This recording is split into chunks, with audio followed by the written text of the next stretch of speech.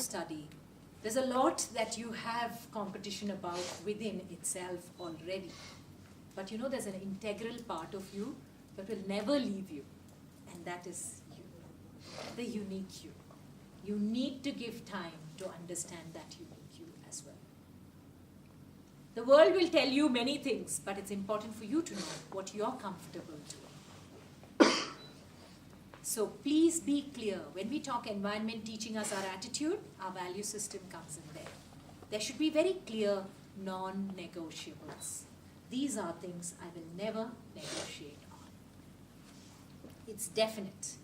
And the more you start building that and become clearer in that, because this is the time, there'll be a lot of external influences that can shake you. You're in the most vulnerable but the most beautiful part of your life. Everything is coming to you like a sponge. You're absorbing everything. You're leaving very little. There is so much, like you said. What are your influences from the environment? Your parents, teachers, extended family, friends, peers. But the most important, social media. Ask a question, Google completes the question for you. What? And Google has already printed 10 questions for you. In that world of information overload, how do you understand what to take and what to leave is a choice you have. So you need to have that ability to filter.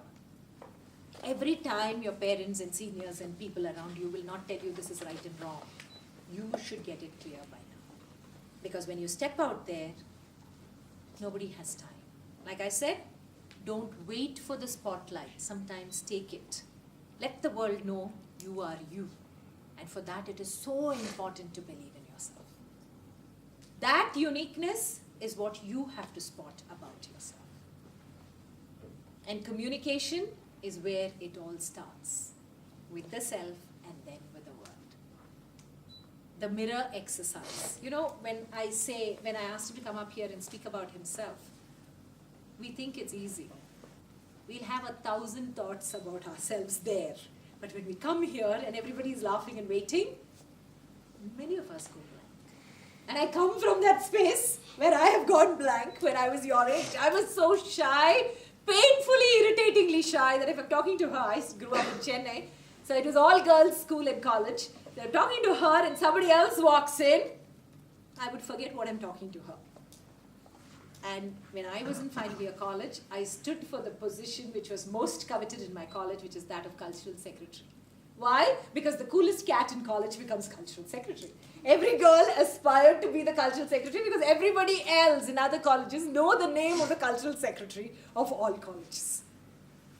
For that few seconds when my friend came to me and said, you know what, Rashmi, nobody from the English department has nominated themselves. Why don't you nominate yourself for cultural secretary? I fell straight into the trap and I said, yeah, okay, come, let's go. I filed my nomination, she seconded it, we came back, I wrote my speech, awesome. I was set. Till reality dawned on the day of the election. Morning assembly was the time we have to go up and give our speech as to why you're the most ideal candidate. I enter the auditorium and 5,000 girls are staring at me. I froze.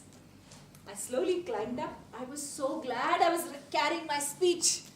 And you know, I'm talking about early 90s when there was no waterproof ink. By the time I reached the podium and spread out my speech, 2 big drops fell on the paper. I was literally blank up here and staring at a blank paper as well. And girls can be very mean. You don't open your mouth, everybody started booing, hooting.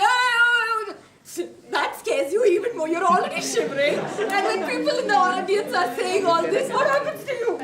God knows what I spoke. I still don't know what I said because I had to say something. And I walked backstage and cried like a little girl.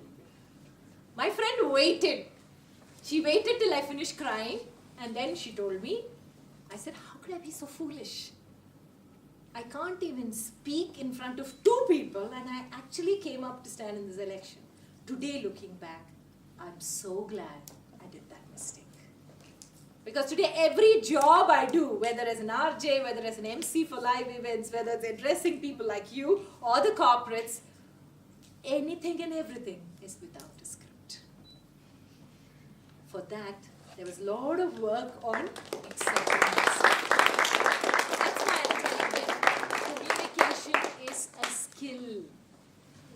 comes with practice. And the best practice is stand in front of the mirror every day. That's the only place you can see how the world sees you. If you're good, you'll only become better with each day's practice. And not for long, huh? Not a day's practice, minutes practice. Start with seconds. Stand in front of the mirror, 30 seconds, not for grooming. Just to stand and talk to your reflection. Trust me, it's one of the most difficult exercises. The moment you stand in front of the mirror and put the timer on and you look at your reflection, if only my nose was a little longer or my shoulders a little shorter, maybe I would have been better off. These are the first few feedbacks that come. Maybe a little slimmer, maybe a little fatter, whoever was slim here. so everything starts coming back to you till you reach a point where you're comfortable with the reflection in front of you. And the day you are comfortable, and this again is meditative, it's not narcissist, it's meditative, because there comes a point when you accept that reflection completely the way you are. And that day is when you will understand what is unique about you. The very reason people shunned you, people stayed away from you, and you thought you're bad at, could be your star quality. You never know. If I did not make a fool of myself that day in college, I wouldn't have been communicating. And I didn't even know it was there. That's why I vouch for the mirror exercise. And I tell each one of you here, start from today. If you're good in speaking in public, you'll only get better each time you stand in front of the mirror and practice. It should be like 15, 20 times. Every day stand in front of the mirror, 15 seconds, increase 30 seconds, go to 45 seconds, max 1.5 minutes, self-introduction. What I asked you to do, I don't know whether you thought the adjective, thought about how the adjective fits you, or you just gave me an adjective because it matched your name, or the first alphabet of your name. Now think a little deeper and get that adjective that describes you best. That when you say the adjective, people know who you truly are. Like the logo that you came up with. Now as a team, you're going to do an activity that is very important because you are sitting in teams. The logo of your team become the team name. Fine? And before you get into that activity, there's another one that I want you to do. This is a very quick activity. Don't take a lot of time. I'll distribute A4 size papers. Fine? I want you to write your name. Sir, is that there, sir? I want you to write your name on the top center on one sheet. Okay? Or on both the sheets. Write on both the sheets. 2 per head if they are given, it will be useful.